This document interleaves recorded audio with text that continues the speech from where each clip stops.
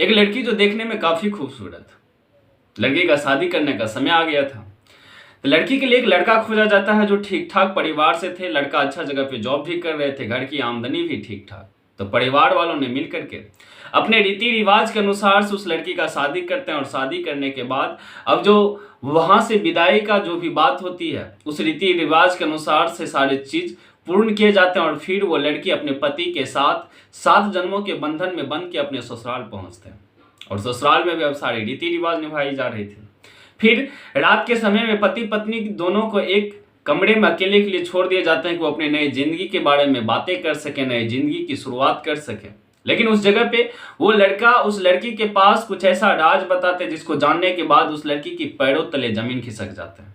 दरअसल वो लड़का बताता है कि वो एक मर्द नहीं बल्कि वो नामर्द है, वो एक गे है, वो किन्नर में जो आते हैं उस प्रकार के वो लोग हैं। वो अपनी पत्नी को वो सुख नहीं दे पाते जिस सुख का वो कभी कामना करती हो। लड़की इस बात को सुनने के बाद पहले तो हैरान होती है, उन्हें विश्वास नहीं हो रहा था। लेकिन वो अपने पति को समझाते हुए बोलते हैं कि शायद आप मेरे साथ मजाक कर रहे हैं। लेकिन जब वो लड़का अपने पूरे बदन के कपड़ा हटा करके अपने पत्नी को दिखाते हैं, तो जब उसका पत्नी उस दृश्य को देखता है, अपने उस पति के इस रूप को देखता है, तो वाकई में वो वहीं पे बेहोश होकर के गिर जाते हैं। लेकिन जब वो होश में आते हैं, होश में आने के बाद उसका पति कहते हैं कि जो भी हुआ चलो इसको भूल जाने में ही ठीक है, लेकिन मैं तुम्हें इतना भरोसा और विश्वास दिला सकता हूं कि मैं तुम्हारे जिंदगी में कभी भी किसी चीज को लेकर के परेशानी नहीं आने दूंगा। तुम मुझ पे यकीन करो, मैं तुमसे बहुत प्यार करता हूं, मुझ पे विश्वास करो, तुम्हें कभी भी किसी चीजों को लेकर के दिक्कत नहीं होगा। वो लड़की उस लड़का पे विश्वास करता है, समय बीतते जाता है। एक समय ऐसा आता है वो लड़का एक लड़का से दोस्ती करता है। दोस्ती करने के बाद उस लड़का का उस घर पे आना जाना शुरू होता है। धीरे धीरे वो लड़का उस महिला से भी बातें करना शुरू करता है। और समय कुछ ऐसा होता है कि वो लड़का उस लड़का के भी साथ और उसके जो पत्नी थी उसके पत्नी के भी साथ, दोनों के साथ अपने हवस के भूख मिटाया करते हैं। हालांकि वो जो गे लड़का था वही दोस्ती करता है। और दोस्ती करने के बाद सबसे पहले तो वो उसके साथ संबंध बनाते हैं और फिर उसके बाद उसके पत्नी के भी साथ वो लड़का संबंध बनाते थे। और इसी बीच उस लड़का के साथ एक ऐसी घटना घटता है जिसको जानने और सुनने के बाद शायद आप भी कहेंगे तो इस प्रकार के मानसिकता के लोगों को आखिर क्या दर्जा होना चाहिए हमारे समाज में। तो समझते हैं आज की इस पूरी कहानी को। राधे राधे, नमस्कार, सत श्री अकाल, मैं हूं कोमल यादव। तो रोज का तरह कहानी का सिलसिला शुरू करते हैं। आज की जो कहानी है, ये कहानी है महाराष्ट्र का एक जिला है जालना। समय होता है 20 सितंबर 2023 का। तकरीबन सुबह के 7 बज रहे थे कि कुछ ग्रामीण अपने अपने कामों के लिए घर से बाहर निकल रहे थे। तभी एक व्यक्ति का नजर पड़ता है कि एक युवक जिनके बदन पे एक भी कपड़ा नहीं और मानो वो मरा सा अवस्था में पड़ा हुआ है। दौड़ते हुए लोग उनके पास पहुंचते हैं। पहले तो उसके शरीर को हिलाया जाता है, डुलाया जाता है। जब उसकी नब्ज को टटोली जाती है तो वहां से पता चलता है कि इस लड़का का मौत हो चुका है। और जैसे धीरे धीरे ये खबर मानो आग की तरह पूरी गांव फैलते हैं। और फिर वहां के स्थानीय थाना भी पहुंचते हैं। अब थाना भी तुरंत ही उस घटनास्थल पे पहुंचता है। घटनास्थल पे पहुंचने के बाद सबसे पहले तो वो जो लड़का था जिसके बदन पे एक भी कपड़ा नहीं था, उस लड़का को वहां से अपने कब्जे में लेते हैं। और कब्जे में लेने के बाद पहले तो उसको पोस्टमार्टम के लिए भेजते हैं, क्राइम सीन की कुछ फोटो भी। अब पोस्टमार्टम के लिए वो लड़का जाता है। उस फोटो के अनुसार से उस लड़का की तलाश की जा रही थी, आखिर इस लड़का की पहचान हो सके, इस सब की शिनाख्त हो सके।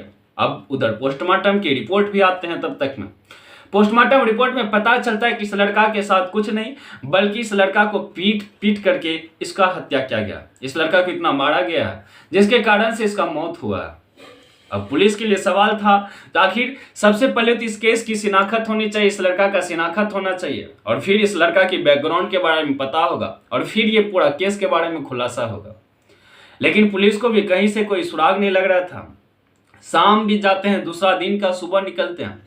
अब दूसरा दिन पुलिस अपने आस पड़ोस के जितने भी थाने थे उस थाने में भी फोन करके वहां फोटो भेजा जाता है। और फोटो भेजने के बाद वहां से भी कोई गुमशुदगी की रिपोर्ट लेकर के पता करने का कोशिश करता है क्या ये लड़का गायब भी है या कोई लड़का जो जिसकी उम्र 20 से लेकर के 30 का बीच है जिसके बारे में कोई गुमशुदगी की रिपोर्ट हो। लेकिन आस पड़ोस के भी थाने में कोई ऐसी रिपोर्ट नहीं था जो 1-2 दिन पहले या इस उम्र के लड़का कोई गायब हो। तकरीबन दिन के 3 बज रहे थे कि तभी एक व्यक्ति अपने पूरे परिवार के साथ उस थाना पहुंचते और थाना पहुंचने के बाद वो कहते हैं कि साहब ऐसा ऐसा बात है, तकरीबन 2 दिन से मेरा बेटा घर से गायब है, जिनका नाम परवीन होता है, जिनकी उम्र तकरीबन 26 वर्ष, और उनका ये फोटो है। पुलिस तो पहले एफआईआर दर्ज करते हैं, उस गुमशुदगा की रिपोर्ट दर्ज करते हैं, उनके सारे चीज़ों के बारे में पूछा जाता है, उनकी कद, हाइट, वेट, सारे चीज़ के बारे में पूछा जाता है। पुलिस जब उनका फोटो देखता है तो पुलिस को लगता है कहीं ना कहीं आज से 1 दिन पहले जो शव मिला है, कहीं ये लड़का वही तो नहीं।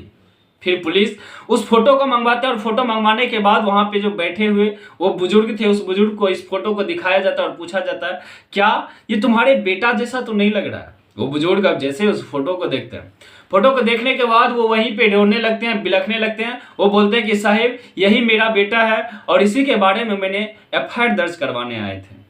पुलिस बोलते हैं कि आखिर इनके साथ ये सब हुआ कैसे, इस बारे में अगर तुम्हें कुछ पता है तो उसके बारे में बताओ। ये तुम्हारी बेटे की बॉडी और तुम इसे ले जाकर के अंतिम संस्कार कर सकते हो, लेकिन अगर कहीं से भी कोई तुम्हें किसी पे शक हो, किसी के ऊपर कोई आरोप हो तो तुम मुझे बता सकते हो, उनके खिलाफ तुम एफआईआर दर्ज करवा सकते हो। अब वो बुजुर्ग कहते हैं कि साहब ना ही मुझे किसी से कोई आपसी रंजिश, ना ही किसी से कोई दुश्मनी, ना ही किसी से कोई लेन देन का मामला जिस कारण से मैं किसी पे आरोप लगाऊं, लेकिन मैं इतना बता सकता हूं कि साहब मेरा बेटा एक अच्छा लड़का था जो अपने पूरे परिवार की जिम्मेदारी को लेकर के चलता था। पुलिस पूछते हैं कि आखिर वो काम क्या करता था। वो लोग बुजुर्ग बताते हैं कि साहब वो एक फाइनेंस कंपनी में काम करता था और फाइनेंस कंपनी में वो रिकवरी एजेंट के रूप में काम करता। कोई भी व्यक्ति अगर किसी से लोन ले या कोई गाड़ी पे लोन हो तो वो वहां जाकर उसके घर पे जाके बात करते, उसको मोटिवेट करते, या जिस भी तरह से हो वो उनसे पैसा रिकवर करके कंपनी को देते और जिसके कारण से कंपनी उसको कमीशन या सैलरी के रूप में कुछ पैसा देते। अब पुलिस उस सबको, उसके परिवार को सौंप करके इस केस की खोजबीन में लग जाते हैं। पुलिस हर एक एंगल से जांच करना शुरू करता है आखिर कहीं से कोई सुराग मिल सके, कहीं कंपनी का ही कोई लोग नहीं जो इसका खिलाफ हो, जिस कारण से या किसी से कोई आपसी रंजिश हुआ हो, जिस कारण से इस तरह के घटनाक्रम का अंजाम दिया गया।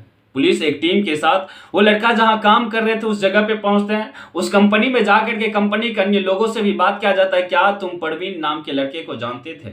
लेकिन वहां भी परवीन की एक अच्छी छवि, सारे लोग बोल रहे थे कि साहब परवीन एक अच्छा लड़का था, होनहार लड़का था, कामकाजी लड़का था, उसे जो भी टारगेट मिलता वो किसी ना किसी हालत में उस टारगेट को पूरा जरूर करता। लेकिन परवीन का इस तरह का दुखद घटना सुनने में काफी हैरानी हो रही है। पुलिस को वहीं से भी कोई सुराग नहीं। अब पुलिस सोचते क्यों ना इस लड़का की लास्ट कॉल डिटेल्स निकाला जाए, आखिर जब से ये लड़का गायब है वो किस किस लोगों से बात कर रहे थे, कहीं वहीं से तो कोई सुराग ना मिल सके। पुलिस अब उस लड़का के कॉल डिटेल्स निकालते हैं। उस कॉल डिटेल्स में जो नंबर निकल करके आता है लास्ट कॉल डिटेल्स का, वो नंबर होता है एक अजय कुमार नाम के लड़का का, वो भी उसी इलाके के रहने वाले। अब पुलिस अजय कुमार के यहाँ पहुंचते हैं। अजय कुमार ठीक ठाक परिवार से, अच्छा बिहेवियर, अच्छा, वो भी ठीक ठाक जगह पे जॉब कर रहे थे। लेकिन पुलिस उसके यहाँ पहुंचने के बाद वो शक के ही आधार पे, मानो उस नंबर के आधार पे अजय कुमार को गिरफ्तार करते हैं और पूछते हैं कि आखिर यानी 20 सितंबर से एक दिन पहले 19 सितंबर के रात में आखिर तुम्हारे और परवीन के बीच क्या क्या बात हुआ था। अब पुलिस जैसे ही ये बात पूछते हैं वो तरह तरह के बहाने बनाने लगते हैं और वो इस तरह से बहाने बना रहे थे कि पूरा का पूरा शक अजय कुमार पे ही गया। पुलिस उसको गिरफ्तार करते हैं और गिरफ्तार करने के बाद जब पुलिस उसे कड़ाई के साथ पूछताछ करते हैं तो उसके बाद जो कहानी निकल करके आता है तो वाकई में वो कहानी अपने आप में भी हैरान करने वाली थी। वो लड़का बताता है कि साहिब आज से 3 साल पीछे मेरा शादी हुआ था। शादी के बाद हम लोग पूरे परिवार के साथ ठीक ठाक से रह रहे थे, लेकिन मैं एक मर्दानगी ताकत के रूप में नहीं बल्कि एक गे ताकत के रूप में था। मैं अपने पत्नी को शारीरिक संतुष्टि नहीं दिला पा रही थी, के कारण से मुझे भी अपने अंदर किन्नर वाली फीलिंग आते हैं, जिस कारण से मैंने इस तरह के जो ऐप होते हैं उस ऐप पे लोगों को खोजना शुरू किया। इसी बीच मुझे परवीन से दोस्ती हुई और दोस्ती होने के बाद मैंने परवीन के साथ कई बार उसके साथ शारीरिक संबंध बनाया। अब ये अजय कुमार पूरी घटनाक्रम के बारे में बता रहे थे। वो परवीन के साथ कई जगहों पे पहले तो घर से बाहर जा करके कहीं उनके साथ संबंध बनाते हैं और वो परवीन जो थे, परवीन को भी इस तरह के काम करने में अच्छा लगता। वो इसी तरह के लोगों को ढूंढते जो तरह के काम करने की इच्छुक हो। परवीन और अजय की दोस्ती इतना बढ़ता कि धीरे धीरे परवीन का आना जाना उसके घर पे भी शुरू हो जाता। आए दिन परवीन उसके घर पे आते और वहां पे अजय का पत्नी उसके लिए तरह तरह के खाना बनवाते, अच्छे अच्छे खाना बनाते और उसको खाना खिलाते और फिर परवीन और अजय दोनों एक कमरे में जाकर के सोते और फिर दोनों एक दूसरे के साथ संबंध बनाते थे।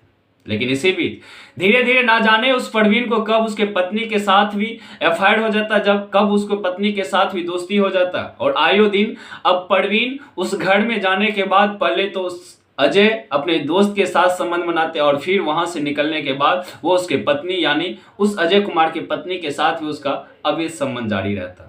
समय बीतते जाता है। समय आता है 19 सितंबर 2023 का। फिर समय अनुसार से परवीन काम खत्म करके अजय कुमार के घर पहुंचे। वहां पे सारे लोग तीनों बैठ करके खाना खाते हैं और फिर परवीन और अजय दोनों एक दूसरे के साथ कमरे में बंद होते हैं और फिर दोनों संबंध बनाते हैं और फिर अजय सो जाते हैं। लेकिन तभी परवीन वहां से उठ करके बाहर निकल जाते हैं। जब रात के तकरीबन 12-1 बज रहे थे, उसी बीच अजय का नींद खुलता है। नींद खुलने के बाद वो देखता है कि परवीन उसके पास सोया हुआ नहीं है। तो फिर वो परवीन को खोजना शुरू करता है, जाके कहाँ गया है। वो बाहर निकलते हैं, वॉशरूम में जाकर के देखते हैं तो बाथरूम का भी गेट खुला हुआ। और फिर वो जब अपने पत्नी के कमरे के तरफ जाते हैं, वहां का जो दृश्य देखता है तो इसके पैरों तले जमीन खिसक जाता है। और फिर वो एक डंडा निकालता है और डंडा निकाल करके वो सीधा अपने पत्नी के कमरे जाते हैं और परवीन के ऊपर पीछे से वार करना शुरू करता है। वो बार बार एक ही बात बोल रहा था कि तुमने मेरे साथ धोखा दिया है, तुम्हें जो काम मेरे साथ करना चाहिए वो तुम मेरे पत्नी के साथ कर रहे हो, तुम्हें ऐसा नहीं करना चाहिए, तुम दगेबाज हो, तुमने मेरे साथ गलत किया। और वो अपना फोन निकाल करके और 2 दोस्त को कॉल करते हैं और 2 दोस्त उसके घर पे पहुंचते हैं और फिर ये तीनों दोस्त मिल करके उस परवीन के साथ तब तक मारपीट करते रहता है जब तक कि परवीन की जान ना निकल जाए। अब जैसे पता चलता है कि परवीन अब इस दुनिया में नहीं है तो उसको एक बोरा में पैक किया जाता है और बोरा में पैक करने के बाद वहीं पास के जो जंगल थे उस जंगल के में जाकर के छोड़ा जाता है। लेकिन कहा जाता है कि कत्ल करने वाला भले ही कितने ही साजिश क्यों ना हो, अगर पुलिस अपने आप पे आए तो उसको पाताल लोक से भी उठा करके सलाखों के पीछे डाल देते हैं। और यहाँ होता भी वही है। और फिर जब परवीन पूरे घटनाक्रम के बारे में बताते हैं, पूरा अपना जुर्म कबूल करते हैं, तो उस आधार पे उसके 2 दोस्त और उसके पत्नी को भी गिरफ्तार किया जाता है। और गिरफ्तार करने के बाद अभी ये 4 लोगों को जेल के अंदर भेज दिया गया। हालांकि यहाँ पे आप गलती किनका देंगे? क्या गलती अजय कुमार का है? या आप कमेंट बॉक्स में जरूर बताइएगा। या गलती उनकी पत्नी का है? या गलती उनके 2 दोस्त का है जो उनके घर पे आए और अपने इस गलत दोस्त के साथ दिए? आपका जो भी राय होगा कमेंट बॉक्स में आप जरूर बताइएगा। आज की कहानी यही खत्म होता है, लेकिन इस कहानी को सुनाने का मकसद किसी को परेशान करना नहीं, किसी के दिल को ठेस पहुंचाना नहीं, बल्कि समाज में घट रही एक सच्ची घटना से आपको रूबरू करवाना है। फिर मिलते हैं कल एक और नई कहानी के साथ। तब तक आप खुश रहिए, आप अपना परिवार का ध्यान रखिए। जय हिंद, जय भारत, वंदे मातरम।